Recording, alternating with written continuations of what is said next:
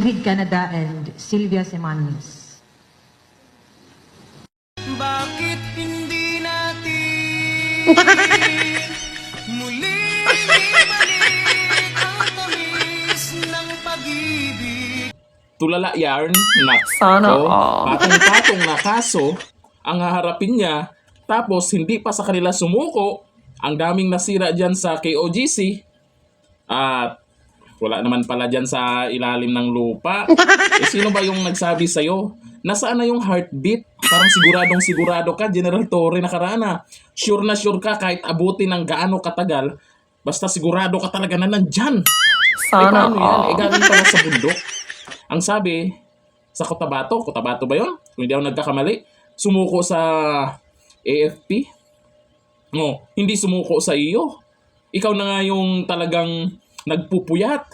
At talagang, ewan ko kung bakit talagang gigil ka na mahanap dyan. Kung sino kayo yung nagsabi sa'yo. Oh, balikan mo yun. Naisahan ka. Bandang huli, pinagtatawanan ka. Oh, meron ka ngayong mga reklamo, kaliwat kanan na reklamo. Tapos, may mga natanggal pang pulis. O may natanggal. Yung nakaraan, yung nag-spray ba yun? O, pinahamak mo yung mga kapulisan sa utos mo. O sino yung nag-utos sa'yo? Yun ang sisihin mo, General Torre. Hindi yung nakatulala ka dyan. Katabi mo na si Sana Pastor all. Kibuloy. Ayan na, oh. Ayan na si Pastor Kibuloy. Dapat masaya kayo. Dapat nakangiti ka. Mukhang stress na stress ka ngayon. Mukhang magbibigay ka ng oras dyan sa pagharap sa mga kaso mo. Naku, libo-libo yung KOGC member. Kanya-kanya ng file ng kaso yun, yung manasaktan. At hindi lang yan, yung mga sinira nyo doon. Talagang wala naman pala doon. Ngayon, ano na? Naku, siguro itong mga panahon na kung sino yung nakakaalam kung nasaan talaga si Kibuloy, yung mga pinagagawa mo sa KOGC, siguro talagang tawang-tawa sa mga ginagawa mo.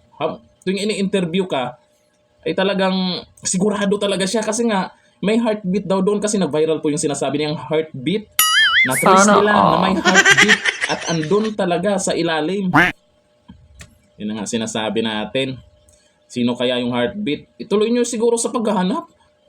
Ang ngayon, wala naman pala talagang bunker dyan. So ayan na. Haharapin na ni Kibuloy po yung isinampang kaso sa kanya at siguraduhin nyo na makakalusot yung mga witness nyo dyan. Paano kung hindi mapatunayan?